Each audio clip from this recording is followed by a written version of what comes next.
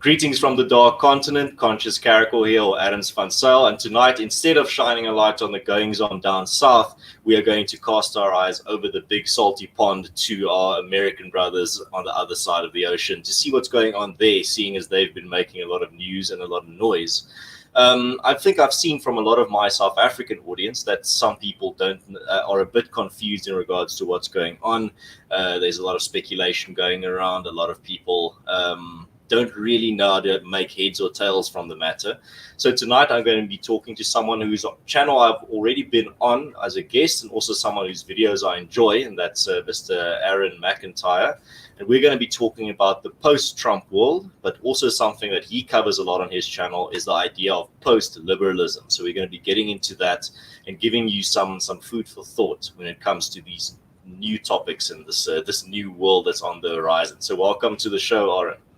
Yeah, man, absolutely. Thanks for having me.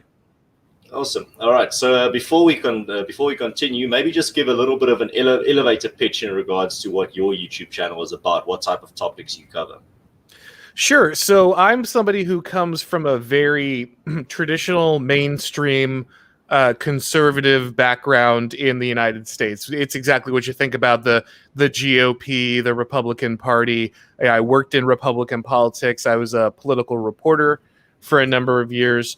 But I'm one of those people that, like so many, have been looking at American politics recently and said, okay, something doesn't work the way it's supposed to. You know, I went to school for politics. I'm supposed to understand this stuff, but something is happening that is not the way it was explained to me. And so my YouTube channel has largely been me kind of going on a journey on, okay, what are some things that can answer the questions I have about why politics is not working the way I was taught it was supposed to? Why is it that things do not seem to work in America the way that they are expressly told us, that they are told to us in media, in academia, in education, and all these things? And that's kind of what I talk about on my channel. Absolutely. Well, no, I can definitely give you the seal of approval from my side. I really enjoy your content. I think there's some things that my audience specifically will also like. So after the show, everyone can remember the link to his channel is in the description. So go check that out. So I think a topic to start off with tonight is definitely the topic of the post-Trump world. I mean, I think we've all kind of made peace with the fact that Joe Biden will be inaugurated on the 20th of January, unless you have other information to share with me. And therefore, we are bracing for a post-Trump world, and what that world will look like. A lot of people, whether they be mainstream or more alternative, are speculated. There's a lot of wild speculation going on in terms of what to expect. But maybe just to start off that conversation, what do you think is the post-Trump world going to be characterized mainly by? Like, what's going to be one of the main themes that we are going to see come to the fore in the world after Trump? So there's a lot of interesting moving parts happening right now. Obviously, with the events of January 6th and what happened in the nation's capital, there is a lot of fear being pushed, particularly from the left when it comes to the threats around the country to power.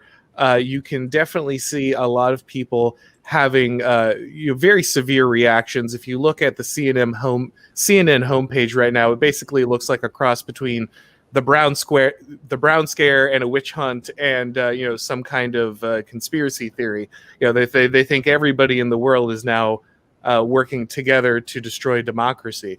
Before you continue, something that I did notice so far is that a lot of mainstream political analysts that earn six-figure salaries definitely expose themselves as never even bothering to look at an actual coup attempt if they label this a coup. Yeah. So obviously, there's a lot of hilarious narratives that have happened. So there's the ones that the kind of the progressives that are running America would like to push is that there was that Trump summoned up the dark heart of the country that wanted to return us to the 1850s and destroy the civil rights and liberties of everyone in the country. And he summoned them together, and he convinced them to march on the Capitol and try to capture it and install him as dictator. Of course, like you said, any actual attempt to do that would have looked very, very different. Basically, a bunch of people who thought it would be funny to have cool pictures on Instagram walked into the Capitol, and knocked some stuff over. And if you were having a real coup, they would have gone in and they would have declared themselves, new members of a new parliament, and they would have started passing laws and authorizing Trump to this looks very different, right? Unless a coup works like a game of capture the flag, where there's right. just a little flag in the middle of the Senate floor, and if you capture that, it's game over. Right, it's a meme of a revolution, right? It's almost like a child, like, okay, I'm playing Call of Duty and I'm standing on the hill, I win, right? Like I've stood on the flag long enough. I've that captured. Picture of the bison guy standing at the podium, that was the moment that power was handed over. Yeah, and to be fair, there is a weird thing that happened, right? So in most cases, if you marched on a seat of government power and maintained control of it, that meant something, right? Which the fact that it didn't at all, and at no point was there any threat to power, there was no threat to the transition of power to the Biden administration. The fact that that at no point was there any real challenge to those who would be in charge should say something, right? It should make us stop and think, well, if power doesn't sit there, where does it sit, right? The fact that the ruling class at no point really was under threat from the actual Capitol building where laws are made and power should be concentrated should make us wonder, then where does it lie? But I think that what's going to happen in the near future is that image that is being cultivated will be used to push down very draconian censorship, very draconian controls. We're already seeing, Washington, D.C. now looks like, again, like something out of a dystopian video game. It looks like Half-Life 2, the opening scene, if anybody's played that. And you see all this stuff locked down. We already see media pushing stories about how there's secret, groups in all 50 states planning to storm the capitals on Inauguration Day. There's already calls from major airlines saying that anyone connected to the Trump movement should go on a no-fly list. And the Biden administration is already talking about passing a domestic terrorism bill to target its enemies. I think we're going to see this used as a large-scale justification to really making sure that there is no populist opposition to those who are currently, ascending back into power in the United States. Yeah, but I mean, if you are reading mainstream sources, and I'm not even talking just about journalists in the New York Times, I'm talking about reading the analysis of think tanks, people that are genuinely smart, high IQ individuals, you're getting the sense that a lot of these oaks are saying that we're going back to neocon and neoliberal normal. There seems to be a very strong feeling in the analytical class, if you can call them that things are going back to normal. We're going back to neoliberal and neoconservative politics as usual. I'm personally of the opinion that we're not. You can't be farther from the truth when you make that type of analysis. But what are your thoughts in regards to the path forward when it comes to the old world in regards to just American politics, the Trump presidency, and now the post-Trump era when it comes to where we are heading now in relation to neoconservatism and neoliberalism? Yeah, so I think that I would never underestimate the ability of people to acclimate to a new normal.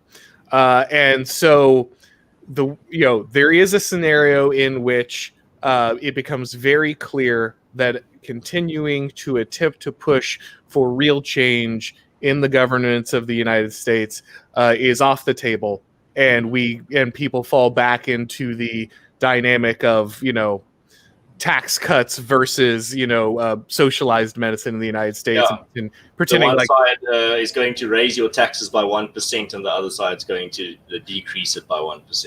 The internal struggle. Yeah, exactly. The absolute existential battle over marginal tax rates. There is a possibility that kind of politics could go back into fashion. The only thing that makes me think that won't happen is that the people in charge are getting increasingly bad at this. Like, they have become so rabid in pushing agendas, and the fact that they need to exact a price from their enemies continuously and humiliate them continuously means that they keep overplaying their hand in a way that won't let politics go back that way. The fact that they need to continue, more draconian lockdowns, that they need to push, even more ridiculous requirements onto people is a constant reminder that things aren't going to be this way. And because they're not able to control themselves, and this is one of the beauties of Trump, is that he was able to spin people up in this manner and make them so out of control that they had to show their hands in public.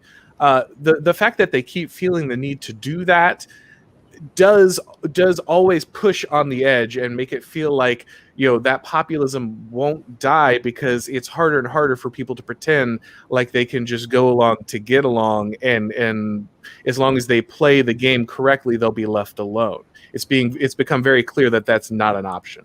Yeah, and I think something else that for me shows that we're not going back to the politics of the old America anytime soon is the fact that these political dynasties degenerate over time in regards to the next line of Bushes or Clintons or McCains aren't their parents. They don't seem to be of the same political caliber when it comes to their parents, or their political savviness, rather, if you can put it that way. Or for example, what's his name, the Kennedy as well, the youngest Kennedy that's also like in politics now. I don't think these political dynasties are meant to last. So even though people would like to return to, a lot of these neocons would like to return to a race between a McCain and a Clinton, I don't see that happening. You're going to have to let in new blood and new ideas, and that's going to come from people like AOC rather than the descendant of some former president. Yeah, and that's what we're seeing is, for a long time, the woke section of the left wing was used to generate support and moral validity, but was basically kept in a box, right? Like, they would pull them out when it was useful, to provide cover for the fact that actually the vast majority of the Democrats and the left in the United States are actually super pro giant business and very supportive of the rich, and are actually very okay with being behind elite agendas. But they would come out and, every once in a while pay lip service to this moral authority of kind of the woke left. But like you're saying, as the old political dynasties die, and as the need to go back to that woke well for moral authority continues to grow, they're having to let more and more of the true believers of that stuff into seats of power. And so that means, A, we're seeing more of it show up, but B, the people who would have kind of kept it under control, would have kept it reasonable, would have used it moderately in a way that made it politically advantageous, they're losing power. And that's why you're seeing people like Nancy Pelosi scramble, to maintain control of a party that is increasingly unable to bring its political focus to bear on actually maintaining the power, and it's just doing ridiculous stuff to attempt to keep that going. Absolutely. And on that note, you just mentioned on the Democratic side, but on the Republican side, you can see exactly the same thing in regards to the Tea Party and now the MAGA movement. But that leads me to the question of, I would like to know what do you think, what was the Make America Great Again movement? What type of American was that catering to, and where is it going in the future? Yeah, so one of the things that happens as elite culture gets forced on the United States in its totality is that you have those that are being left behind starting to notice. For a while, they were placated by having the GOP being their representation, and the GOP was supposed to be fighting for their kind of moral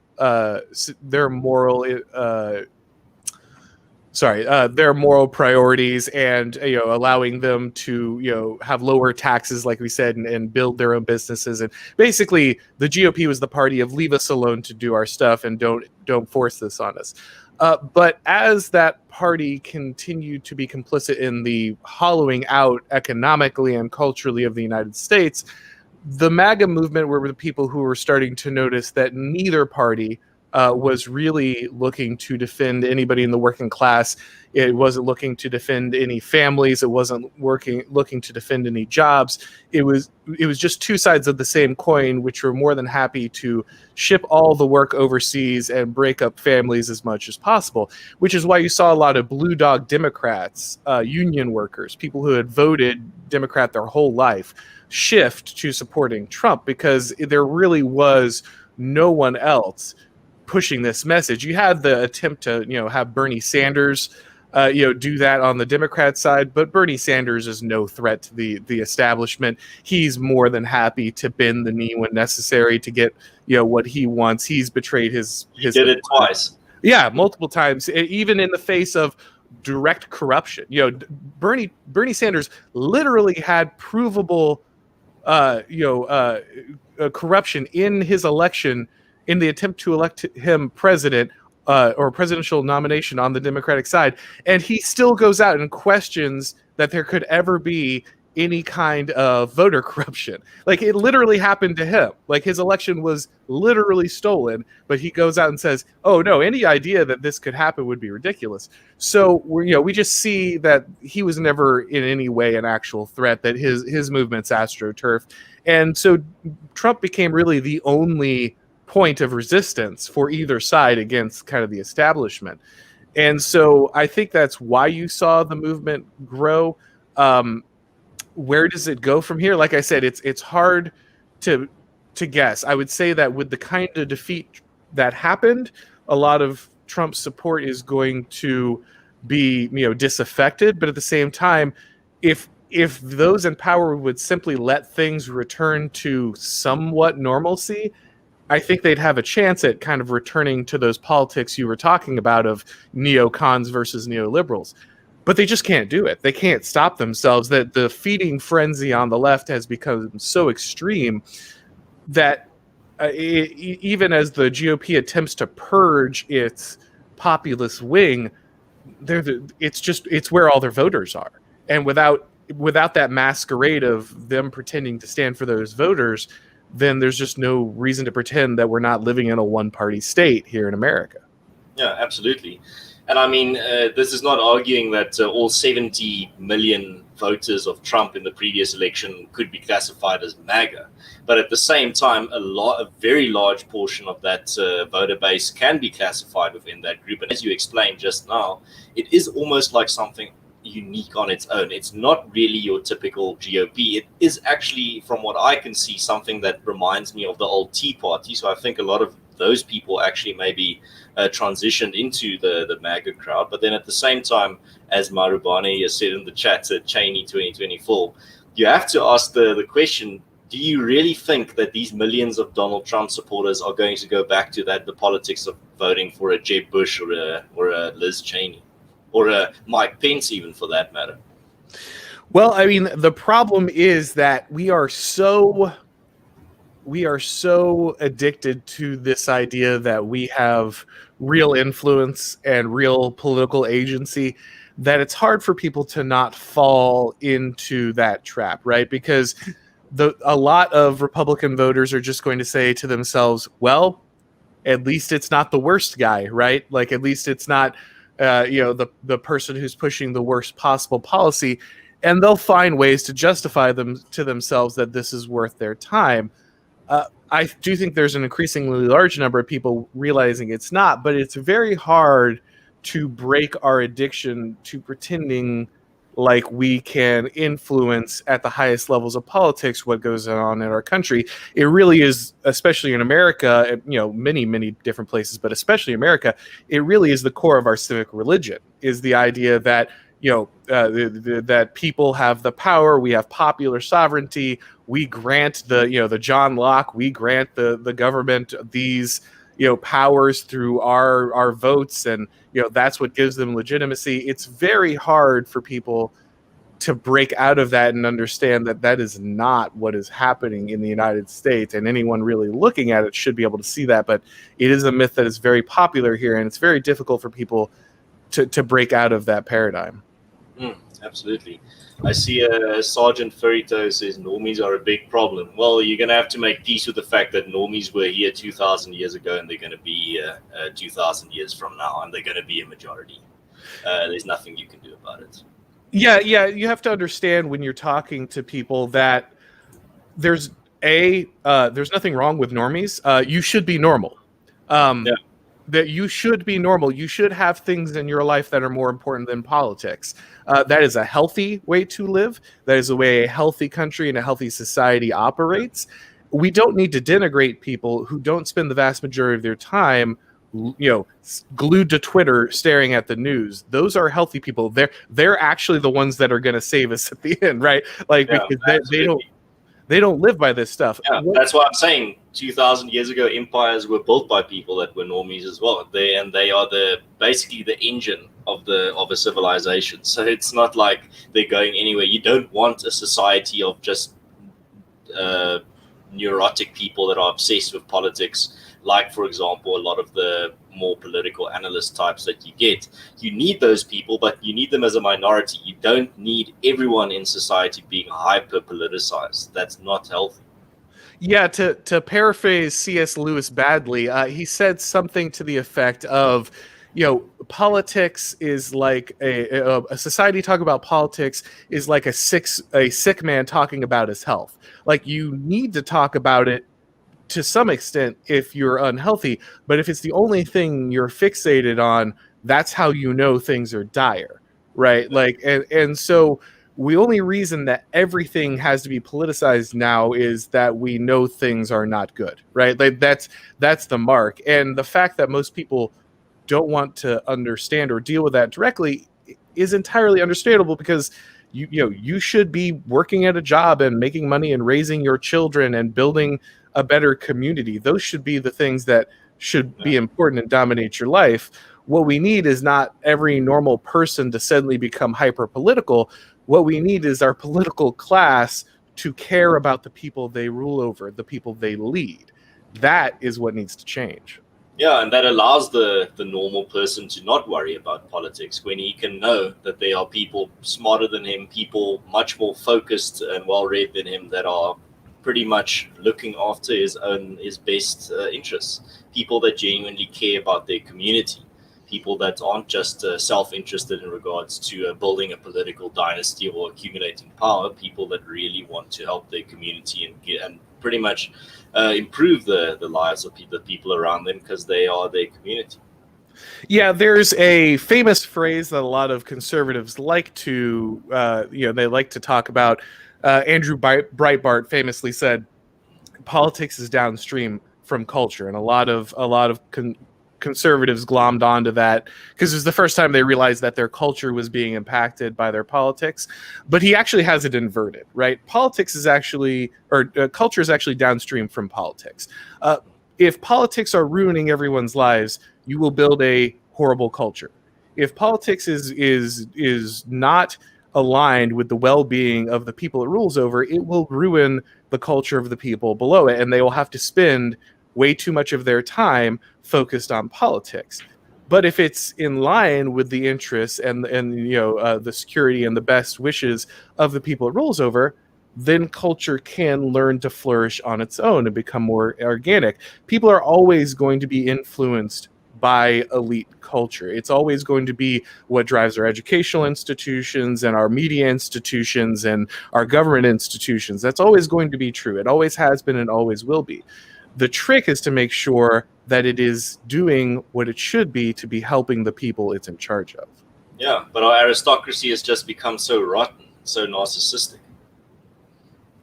Yeah, absolutely. And that's, again, when your elite culture is only serving itself, when it's way more important to, make sure that you have a 2% bump in your stock increase than make sure that 50,000 people have a job inside your country, something is fundamentally broken, right? When it's more important to push an agenda that destroys families onto people so that you can generate additional political power over your enemies, that's how your aristocracy is fundamentally broken. Yeah. And that actually brings us to the second half of this discussion quite nicely, and that is the idea of post-liberalism. Can you maybe give us a little bit of a crash course in regards to what post-liberalism is and how it relates to specifically actually this theme that we just discussed? Sure. So you have a lot of people who are very smart and, got caught up in kind of the rationalist movement. You saw kind of the new atheist movement, and you see a lot of this, especially again, kind of in the progressivism right now. Everything is about science, and everything is about how science is going to solve all of our problems. Reason is facts and evidence. These things are said over and over again almost as if they're like magical incantations, right? If you just say them often enough over the things you plan to do, then it gives them the blessing of the science and those kind of things, and that will solve all of our problems. But what a lot of people who came from that movement are starting to realize is that really this is not what's going to solve our issues. That what divides us right now, what is causing problems in our society, what is making people lose faith in our social institutions and in themselves, what's causing this depression and general lack of meaning in people is not that they just don't have enough science, and if they just do enough science they'll figure it out. If they were just more rational people, they would just figure out meaning in their lives. And what more people are starting to understand is we've been sold an ideology that's kind of a bill of goods. Post the Enlightenment, there was a huge focus on, like I said, if just reason and science and facts. We're going to systematize everything, and if we can just make government run on the right system, and we can make institutions run on the right system, and if we can make people run on the right system, then we'll create this kind of human utopia. And the world is a computer, and we just need to perfect the operating system. Exactly, and this story that is really crumbling before our eyes, and a lot of the people in charge are screaming like, but we're just not doing it hard enough. We just haven't perfected it yet, or these people are these backwards people are trying to keep us from achieving the goal of programming the computer correctly so that everyone can just have this amazing life. But the more we look at the liberal project and the promises it made, the more it becomes clear to a lot of people that this is not solving our problems. And it becomes more clear as we become very affluent, especially in the West, where everyone has enough to eat, and most people have like cell phones and televisions and everything else, that those aren't the things that really matter, that those aren't the things that make life worth living. They're not the things that bind your society together and gives people's life meaning. And this is causing people to start look beyond the kind of the liberal paradigm, the idea that if we can just rig everything correctly, if we can just fill in the spreadsheet correctly, then all the material needs are met, and then everyone is happy and healthy, and we move into paradise. And they're starting to say, okay, what are some of those things that maybe we left behind? Yeah. Well, right. This was part of it, right? Is that end of history narrative that, once we figured this stuff out, then we don't have to worry about history anymore. We don't have to worry about the human condition anymore. We'll just set everything to play, and it'll be fine. But it turns out that actually no, like the human condition is real, and we are human beings with needs that are always happening, and they're always changing, and we are always going to have to struggle. And maybe looking at everything like a programmable computer that just needs to be solved is not the way to actually make civilization better. Yeah, and you mentioned something there where you said we just need to do it harder, we just need to do it better. So last year, me and one of my colleagues were in a debate with, we were representing the idea of communitarianism, and we were debating to classical liberals on, and they were representing individualism. And one of the points that came up is I actually mockingly said that, so what you're saying is that real liberalism hasn't been tried, because that was one of the things that one of the themes that came to the fore. When you look at, for example, the problems that South Africa is facing, a lot of these more classically liberal-minded people would say, well, what we really need is just some real classical liberal values and institutions, and that'll save us. But if you wind back the clock just to 1994, when we transitioned into the new South Africa, the South African constitution was being lauded by liberals, classical liberals, as the second best document after the Bible. And now in 2020, now the narrative has changed to, oh no, but the constitution is flawed. It's not that perfect. There are a lot of loopholes, and we are being, and those loopholes are being exploited to pretty much by the ruling ANC. But everything in the post-1994 South Africa has been this big experiment, and it was a liberal experiment. It wasn't a Marxist experiment. South Africa is not a Marxist country. It is a pretty much, in 1994, it was a liberal experiment, and it was a liberal constitution that we were given. We weren't given a Marxist constitution. But then you have to ask the question, how have so many of these socialist policies been able to be justified by this liberal constitution? And that brings you back to this idea of post-liberalism and some of the ideas contained in it that you just discussed.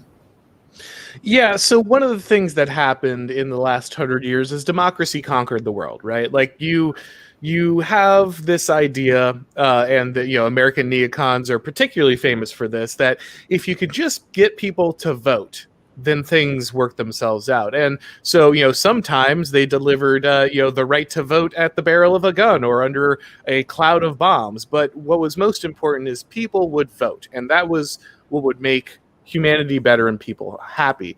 And increasingly, we find that that doesn't work for everybody. That doesn't have to work for everybody. And when you try to make it work for everybody, you get things like the Arab Spring, right? This wave of democracy that is supposed to set people free and really ends up often in disaster. And, that doesn't mean that there can't be countries that do function, in a republic style, if properly set up, I guess.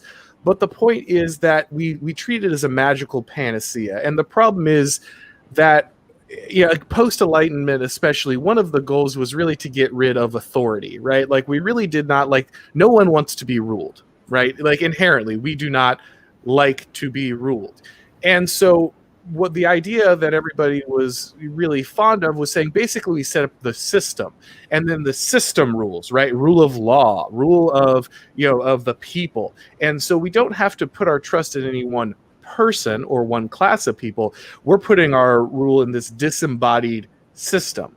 But the problem is, systems are never actually in charge. Systems are made of people. And so this really just gave us a false sense of security and made it easier for those who are actually in charge to kind of obfuscate their power and avoid accountability.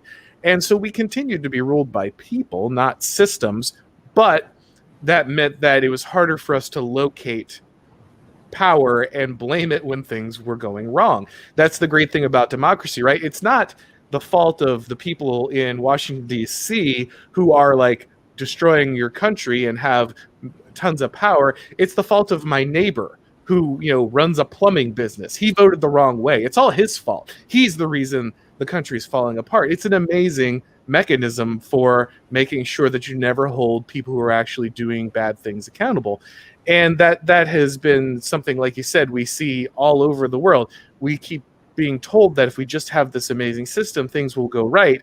But when they don't go right, it turns out that the people in the system who have no power, they're the ones messing it up. And if they had just committed properly, like you said, if they had just really tried liberalism, then it would have worked out. That was the key. And we should blame them, not the people running the country.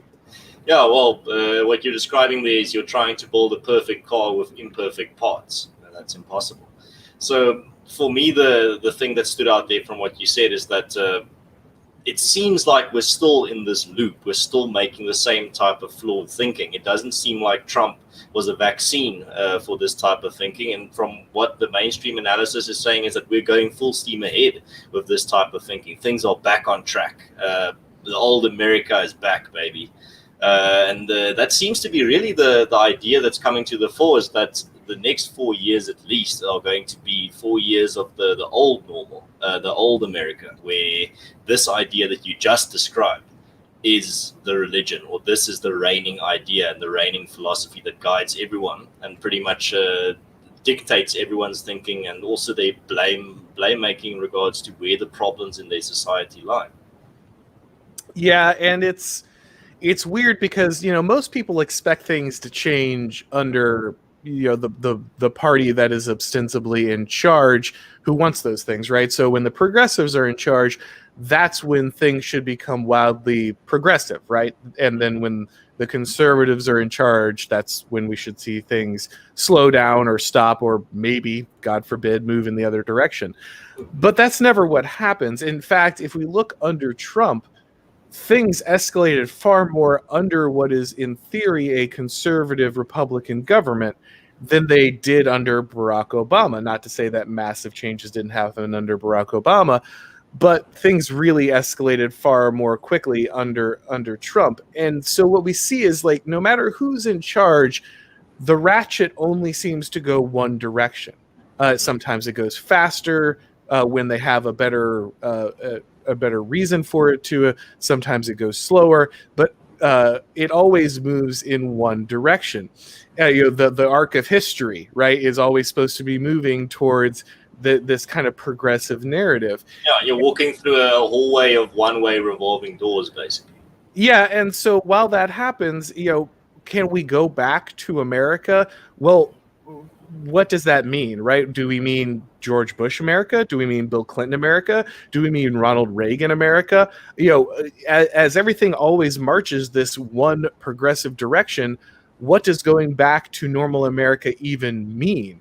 Will they turn down the volume on some of the social control stuff? Maybe. Again, I think if they were better disciplined, they would, but they're so used to they're drunk on power at this point. They're so used to winning. They're so used to dominating their enemies. They're so used to having basically no consequences for their behavior. I don't know if they have what it takes to maintain the discipline that they should have to make their power less obvious and to cause less resistance inside the United States. I wouldn't bet on a large number of people, really, being completely disaffected or pushing in a different direction. I think if anything else, you're just going to see kind of the bottom fall out of the emotional justification for almost half the country of playing this game anymore. See, that's something that we talked about when I was appeared on your channel as a guest. We talked about what it feels like to be in that situation where you have given up on politicians that are going to save you, and you start taking solutions into your own hands and creating your own parallel institutions and communities in regards to state-proofing your communities. Do you think that type of thinking is going to take more root in America now in a post-Trump world? I really hope so. It's going to be difficult. You have these giant media organizations, and of course, most of them are dominated by the left in America. But of course, you have famously, conservative talk radio and these kind of things that do continue to provide that, kind of political heroin to the junkies out there who need it. And the problem is that they're never they're not going to abandon the horse race, right? Because the money's in the horse race. As you and I were talking about earlier before we got online, you'll see a lot of these political YouTube channels who they to make the money, to keep the interest, to keep income coming in, they have to go to day-to-day analysis, right? And when you're doing day-to-day analysis, you have to pretend like the political game matters, right? Like, you can't do a day-to-day show where you say, hey guys, politics doesn't work, like, just go do your own thing. Every breaking story is crossing the Rubicon. Right. Like, you have to ratchet things up. And so when that's happening, it's hard for the conservative establishment to do anything else, because the financial incentive isn't there. The clout incentive isn't there. Like, if every day you tell people to stop engaging in politics, you're probably not building a lot of power, right? Like, that's it directly. And so for those who are there to grift, those who are there to make money, con Inc., as we like to call them, people who are there to do that, I think that's going to continue. For those who are really truly interested in changing things, I think they slowly will become disaffected, because the Republicans are simply, if you tell your voters or you tell your YouTube subscribers or you tell your radio listeners that the election was stolen, or or that there were problems with the election, and then 2 days later you're like, okay, well, I guess Joe Biden's in power, we got to start gearing up for the next election. It's hard not to be a joke of a human being, right? And so I think more and more people are going to realize that there's no real change happening to those people, and will hopefully look for other solutions. Yeah, but there's another source of that disaffection as well, and that's the people that pretty much trusted the plan, people that put all their faith in Donald Trump as the God Emperor, and him saying that, no, we won, we're gonna change this, we're gonna overturn this, don't worry, just trust us, and then getting to the point where we are now, where there's just radio silence, and it's pretty hard to rationalize that there was even a plan at all. Yeah, and I know that's really hard for people, and I feel bad for them, because especially in my real life, I've got a lot of friends and family who are feeling that right now, and they think all hope is lost, and they don't know what to do, and they're kind of walking around dazed and confused. But at the same time, I think that's actually a positive development, because like I said, the way things are set up right now, no change is coming through any politician as it stands. And the more that people can understand that, the more that they understand that the political solution doesn't exist in our current society, the less they are invested in these things, and the more they can spend time on things that actually matter. Like you were talking about, I'm very interested in what happens in South Africa that you guys are doing with this kind of stuff, because I think increasingly that is what's going to need to happen in America. We're going to need alternative institutions. We're going to need local organizations. We're going to need communities. People are increasingly going to need to rely on things that are not the government, are not the mainstream, are not the easy way to do things, if they want to have a functioning society. But unfortunately, before that can happen, people have to kind of watch their dreams crushed. Like until the current mode is shown to be completely untenable, they won't go out and do things on their own, right? Until you figure out that this is not an option for you, you don't make the extra effort to go out and do something else. And hopefully this is breaking them of that complacency. Yeah, no, absolutely. And I think to give you a little bit of a glimpse into what the late stage looks like of which you just described, in South Africa, that's where that type of parallel institution thinking came from, where, for example, we are building our own universities and own technical colleges and own institutions. I mean, our technical college that I talked about when I was on your channel is opening in 2021. It's going to be open for business. I drive by it every day when I drive to work. So that's an example of it, where not an online college, an actual technical college building was built, and it's now going to be open for business from this year onwards. But I think what you see there happening is that when people start getting disaffected with the idea that politicians are going to save them, that's what's already happened in South Africa to a large extent, specifically in my own community, in my own culture, in the Afrikaner community. I mean, there are opposition parties in South Africa. I mean, there is the Democratic Alliance and the Freedom Front Plus and whatever. But you don't see that type of enthusiasm behind them that you see, for example, in America behind the two parties. Here, the enthusiasm is very dampened down. The people that at this point really get excited about the opposition parties are just people that are pretty much still caught in that paradigm of, but politicians will save us. And just around the corner is the defeat of the ANC, and then everything will be fine.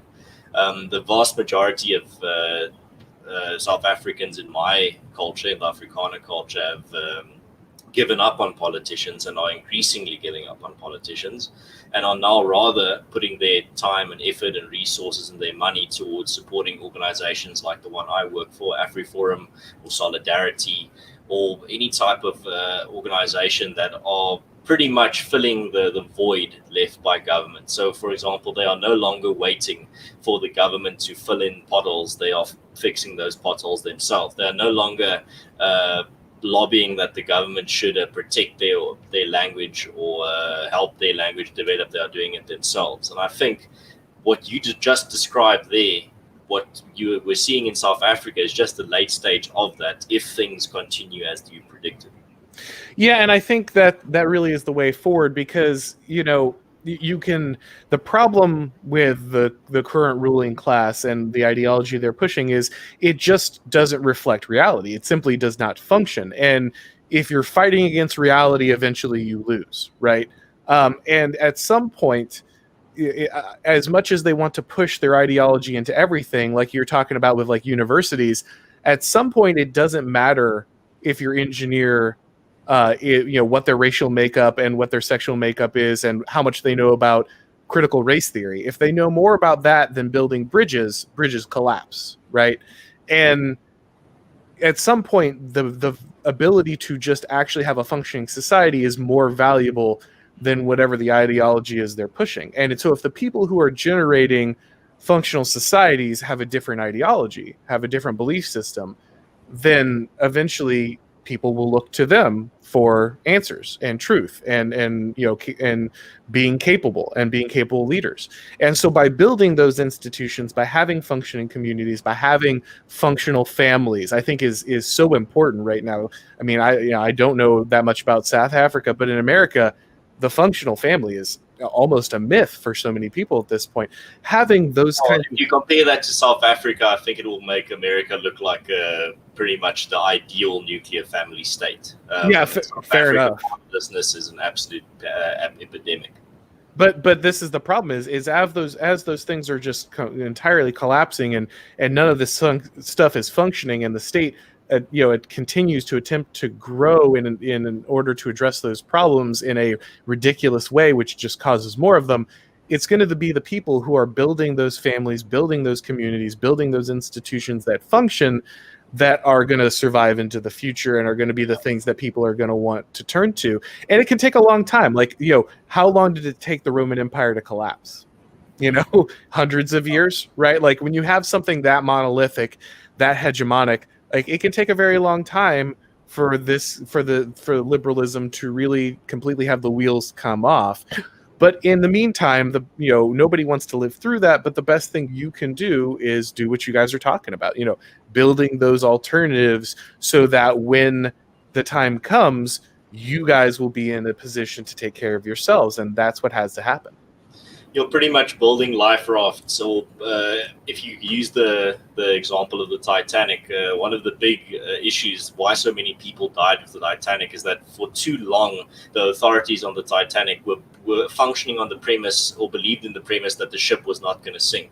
So instead of building new life rafts out of furniture and preparing on how to survive in a cold ocean, they were still thinking, no, the ship's going to be fine, everything's going to be fine. And because only at the last minute the reality dawned on them, that's why so many people died on that ship.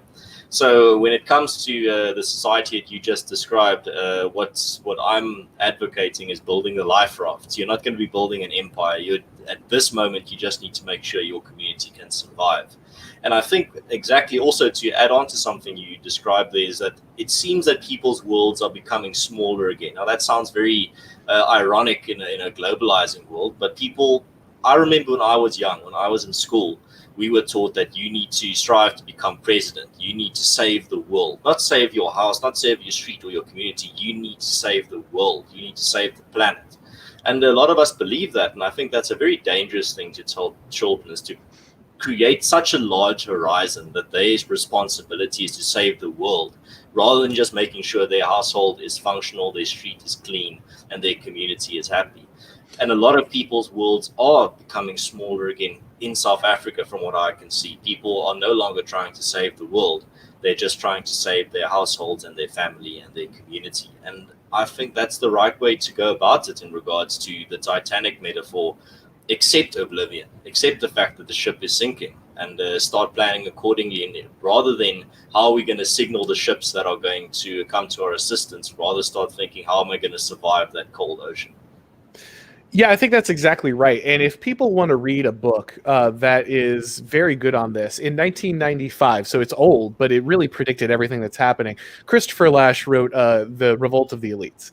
And I really encourage everybody to read that if you want to understand the wider, the wider world and what is happening to us right now, because he predicts back in 1995 that this professional managerial class that is coming to power in the United States and the wider Western world, what's happening is, like you were saying, a lot of people are being encouraged to, rather than better their community, better their nation, better their class of people, the entire narrative is about escaping your hometown, escaping your class, escaping your family, escaping your community, and going to where the important things are.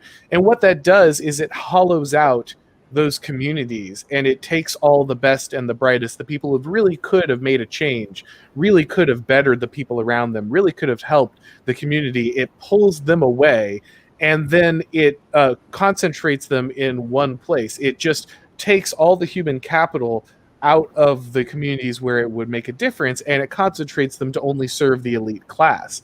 And so by what you're saying there with, what we're seeing is people's world become smaller, is people are increasingly realizing that, going to Washington, D.C. or New York or London or, whatever the capital is, and, working your entire life childless without a family to make money for some corporation or government that doesn't care about you is ultimately meaningless. And what matters much more is returning to a life where you care about the community around you, where you grow the people around you and care about the people who are invested in you.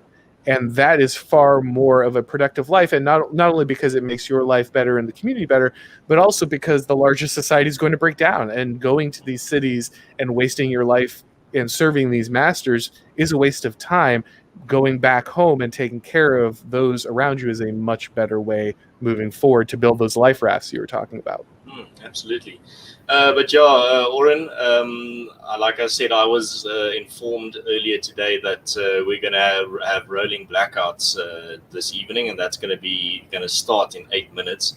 So maybe just a final thought there on what you said. I did a culture series this year on my channel where I talked to individuals from different cultures in South Africa, from Afrikaners to Chongas to Zulus. And I asked them what was one of the key obstacles and challenges in the way of young people in your culture in regards to challenges to their culture specifically and their cultural heritage. And they said urbanization, like clockwork. Every one of my guests, their first answer that came to mind was urbanization is what is destroying our culture and our cultural heritage.